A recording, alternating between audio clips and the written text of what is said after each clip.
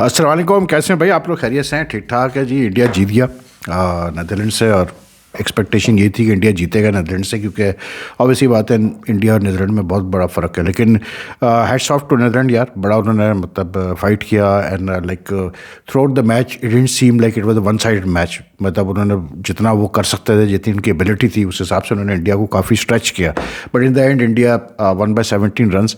And जो अच्छी चीज़ है ना वो इंडियन क्रिकेट फैंस के लिए, वो ये है कि I don't think this Indian team has still given its best, it played to its best. क्योंकि मुझे ऐसी फील आती है कि शायद ये जो बड़ी टीमें होती हैं इनके साथ एक ये इशू होता है कि that's my feeling, my personal opinion, कि ये जब खेलते हैं एसोसिएट टीम वगैरह से या छोटी टीमों से, तो you know like they don't 100% वो चीज़ नहीं आती। थोड़ा सा लेट बैक एटीट्यूड होता है।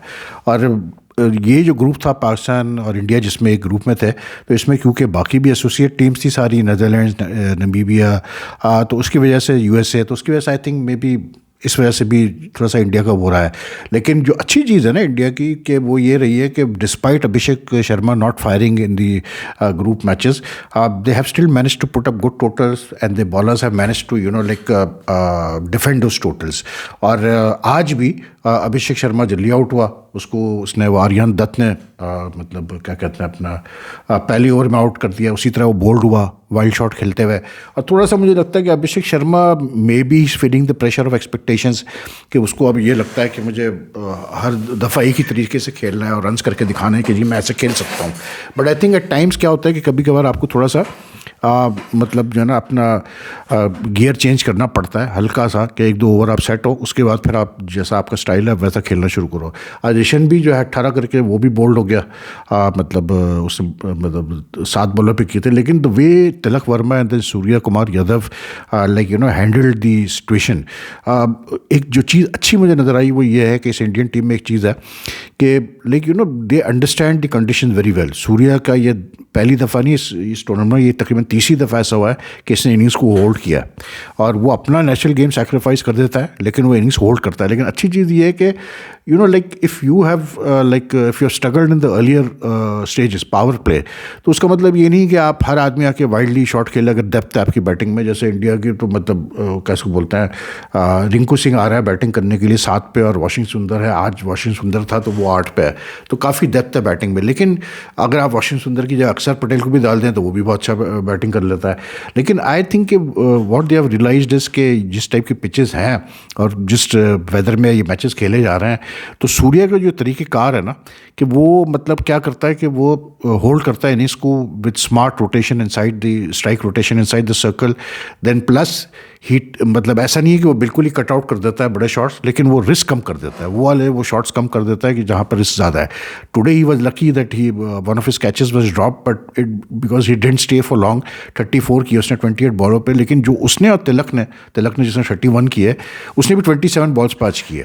तो यानी दोनों के स्ट्राइक रेट्स कोई ज़्यादा नहीं थे, बट वो जो मतलब बीच में मोमेंट था कि जहाँ ज़रूरत थी इंडिया को थोड़ी सी स्टेबिलिटी की, वो उन्होंने प्रोवाइड किया टू इंश्योर कि जी नीचे आने वालों पे प्रेशर ना हो और फिर वो अपना नेशनल गेम खेल सके। और उसका फ़ायदा क्या हुआ कि जब आउट हुआ सूर्या और तिलक, जब आउट हुए दोनों, तो उसके बाद आके दुबे को इतना मतलब कैसे बोलते हैं स्पेस मिल गया कि उसने बहुत ही ज़बरदस्त, I think he is very underrated in the Indian team to be very honest, but he is also all rounder. इसकी बॉलिंग थोड़ी मतलब उस लेवल की नहीं है, लेकिन ये है कि भाई बैटिंग इसकी बहुत इंप्रूव हुई है शिवम दुबे की, और बॉलिंग पे थोड़ा काम करे तो लेकिन अच्छा, ये आदमी भी कोई ऐसा कोई आज का प्लेयर नहीं, ये भी 3-4 साल पहले खेला हुआ है इंडिया से, लेकिन उसका फिर फेड हो गया था, then he came back strong for Chennai and all that sort of stuff, but he really played outstanding innings today. मतलब 66 इसने की 31 बॉल्स पे, and like the way he picked shots, 6 छक्के जो इसने मारे हैं, 4 चौके लगाए।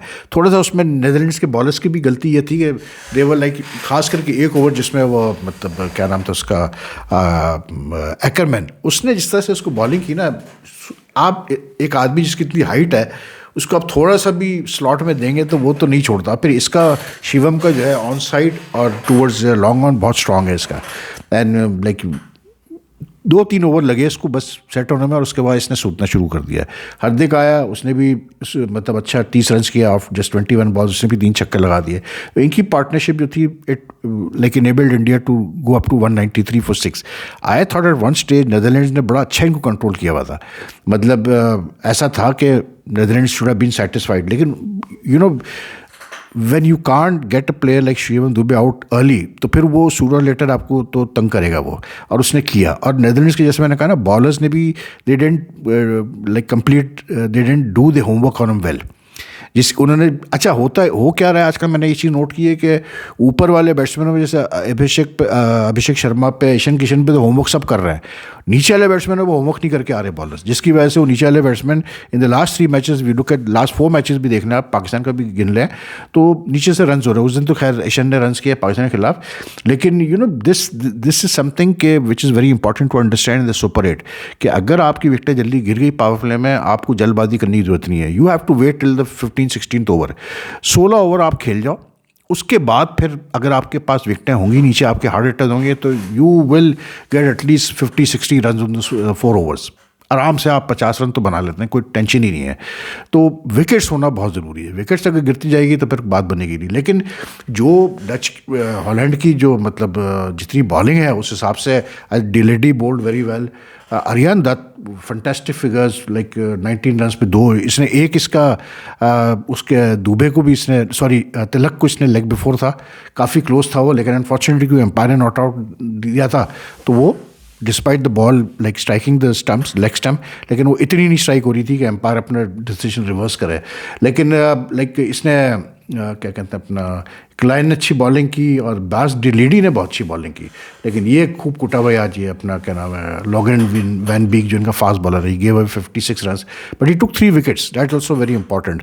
बट 193 जब एक बार कर लेता है इंडिया जैसी टीम, अगर 193 कर लें तो फिर यार मतलब हॉलैंड जैसी टीम के लिए तो बड़ा मुश्किल होगा। मतलब हॉलैंड तो फिर हॉलैंड है, कोई प्रॉपर टीम भी हो तो उनके लिए मुश्किल है। लेकिन एक स्टेज पे हॉलैंड ने भी बैटिंग ऐसी की कि थोड़े थोड़े सब आके 20-30 लेकिन तेज़ी से रन्स कर रहे थे, and they were taking chances, तो उसकी वजह से प्रेशर था भाई बॉलर्स के ऊपर, और यू कुड सी कि Indian fielders were feeling the pressure. खास करके हार्दिक को आज काफ़ी गुट पड़ी है, मतलब हार्दिक को जिस तरह से ये एंड में ये 2 बच्चों ने बहुत अच्छी बैटिंग की, ये जैक कैशेट इसने 26 किए 16 बॉलों पे, नोवा क्रॉस इसने 25 किए 12 बॉलों पे, और इन दोनों ने मतलब जिस तरह से एंटरप्राइजिंग बैटिंग की, they had Suryakumar worried for a while, ऊपर से बेस्ट डी लीडी ने अच्छी बैटिंग की, उसने कॉलिन एकरमैन ने भी बहुत अच्छा 23 किया 15 बॉल्स। लेकिन इनकी बैटिंग में ऑब्वियसली बात है एसोसिएट टीम है तो वो दम नहीं है, लेकिन ये कि they put up good fight, there is no to way the border, they put up good fight.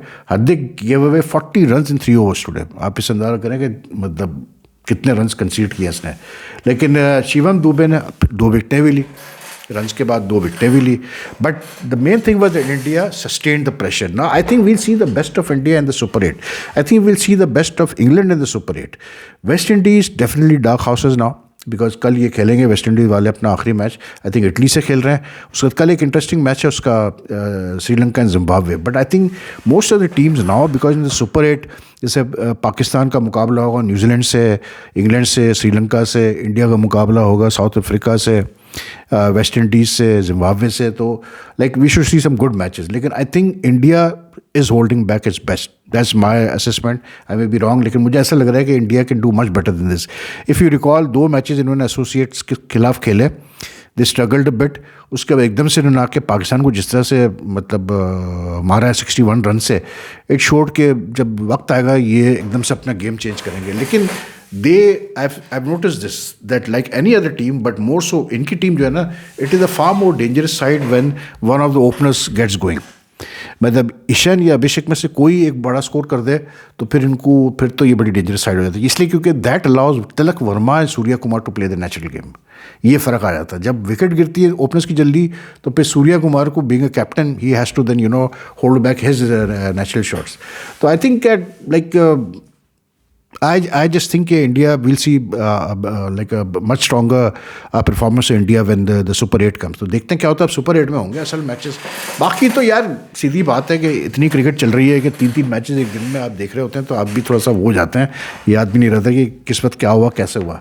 लेकिन लाइक मेरे नज़र में इस वर्ल्ड कप में सबसे अच्छी चीज़ ये रही है the turn out of the crowds is been fantastic यार. इंडिया में तो आ ही रहा है, लेकिन श्रीलंका यार, जो ऑस्ट्रेलिया श्रीलंका मैच हुआ क्या क्राउड था यार. मतलब जितनी कैपेसिटी 35,000 की कैपेसिटी फुल है भाई. दूसरे मैचेस में भी जिसमें श्रीलंका भी नहीं खेला उसमें भी क्राउड आ रहा है.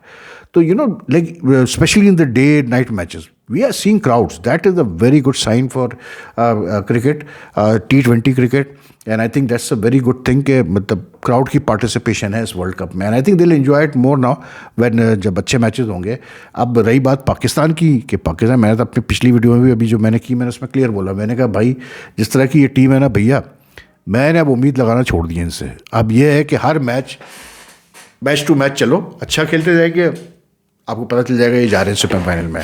लेकिन अगर मतलब उम्मीद लगा के बैठेंगे इनसे कि ये इंग्लैंड को सूट देंगे, ये न्यूजीलैंड को सूट देंगे, ये इवन कैसे मतलब श्रीलंका को सूट देंगे, तो ये हमारी सबसे बड़ी कोताही होगी और गलती होगी. ये चीज़ हमें नहीं करनी है.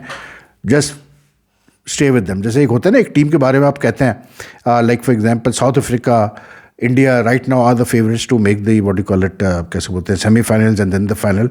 लेकिन ये कि पाकिस्तान के बारे में आप ये नहीं कह सकते. Let's be honest, today although they one by huge margin against what you call it this thing Namibia. लेकिन पाकिस्तान का सबसे बड़ा प्रॉब्लम क्या है, टीम के अंदर है. It's not with the quality of the players. Quality of the players ठीक है, it's the way this players are handled, the way the selection is done, the way मतलब कुछ अपने बंदों को फिट करने के लिए आप सेक्रीफाइस कर जाते हैं अच्छे प्लेयर्स का. जो टीम में बैकग्राउंड में बैक स्टेज से ये चीज़ें होंगी, वो टीम फिर प्रॉब्लम फेस करेगी भाई. तो मुझे पाकिस्तान से यही हमेशा खतरा रहता है कि पता नहीं कब ये कोई उल्टा डिसीजन लेंगे और कोई गलत खिलाएंगे या कोई गलत टैक्टिकल डिसीजन करेंगे, मरेंगे.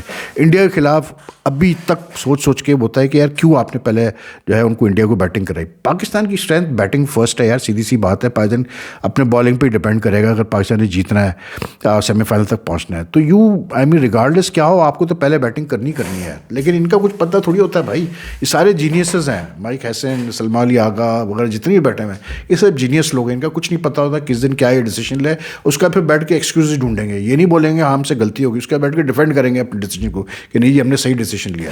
अब वो सुना है कि शादाब ने कहीं कहा, I don't know whether it's true और नॉट, क्योंकि आजकल फेक खबरें इतनी चलती है.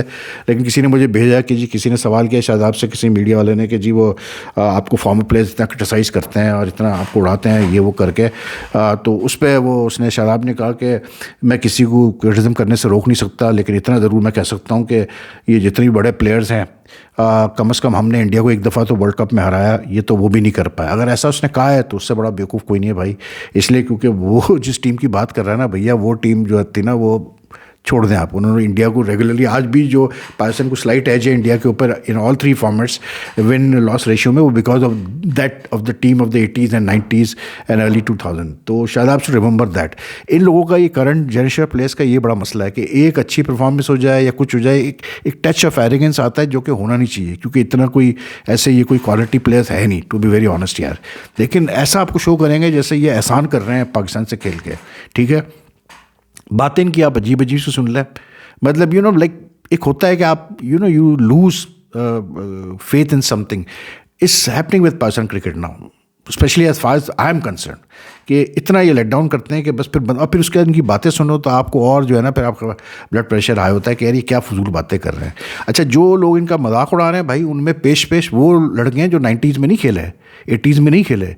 ये वो लड़के हैं जो इनके साथ खेले हैं राइट अप टू 2000. यानी कि उनमें से 2 साहब जो है इमाद वसीम और मोहम्मद आमिर तो पिछले वर्ल्ड कप में सबके साथ खेले. ठीक है, एक और साहब हैं अहमद शहजाद, वो भी रिसेंटली मतलब राइट टू द लाइक 2018-19 तक इनके साथ खेलते रहे, बल्कि उससे ज़्यादा इनके साथ खेलते रहे. तो वो 90s वाले प्लेयर ऐसी बातें नहीं करते कि मजाक उड़ाना, मेमोरी करना, वो सब ये चीज़ें नहीं करता है ना. वो ओवर वो करते हैं. एक शोएब अख्तर को आदत थोड़ा ज़्यादा बोलने की, लेकिन वो भी फिर भी ऐसा नहीं है. लेकिन ये जो रेफरेंस दे रहा है शादाब, वो इन चक्रों में नहीं है भाई. वो प्लेयर्स अलग ही टाइप के थे और वो कंपेयर ही ना करें इन प्लेयर्स को उनके साथ. Anyway, if you like this video, like and share as much as you can. Take care. फिर आपसे मुलाकात करते हैं. अल्लाह हाफिज़ जी.